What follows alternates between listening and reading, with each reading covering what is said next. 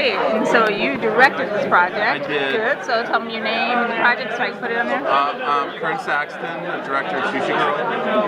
Cool. So tell me a little bit about the movie. Give me like the Reader's Digest condensed version of what you think the movie's about. Well, in a nutshell, it's about a guy who gets out of prison after 6 years for protecting his old crew, and he's taken to this, dinner at this restaurant, and it's, naked sushi covered girl,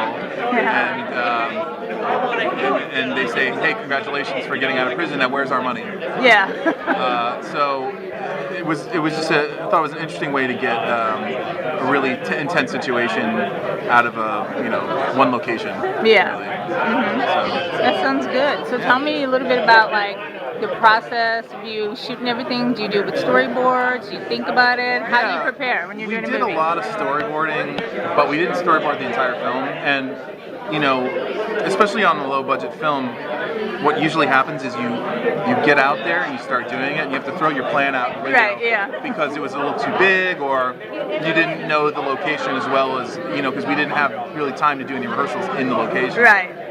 So the geometry didn't quite work, and we had to sort of come up with something new on the spot, which I think ended up working in some cases better than what we had planned. But that's the benefit of being having to be creative through limitations, and that's things that you probably would never thought of happen because of you don't have time, you don't have money, you don't have whatever.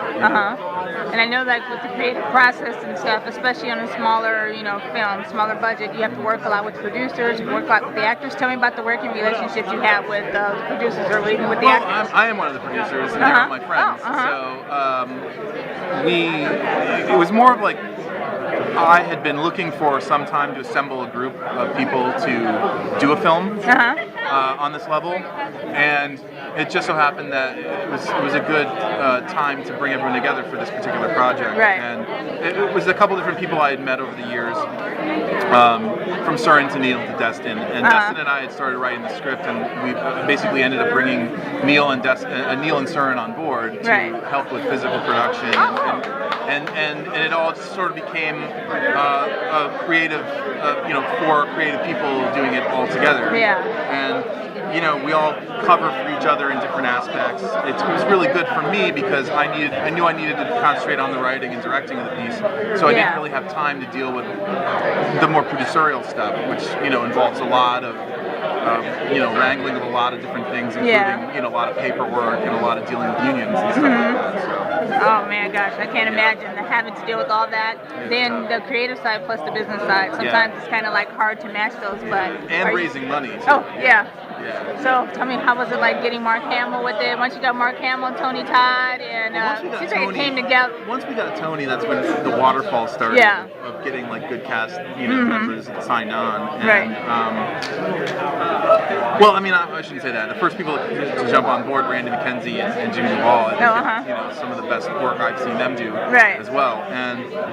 But Mark was a lot later in the game, and it was more of a reaction to another actor having dropped out, and we really sort of hit the grindstone saying, hey, what would be a good solution to this problem, not only for the amount of time that we have to deal with, but like what would be a really brilliant casting decision and really put it over the top, because we've got all these other great actors. And so Mark was kind of like the final piece in that puzzle, and it came together really, really well.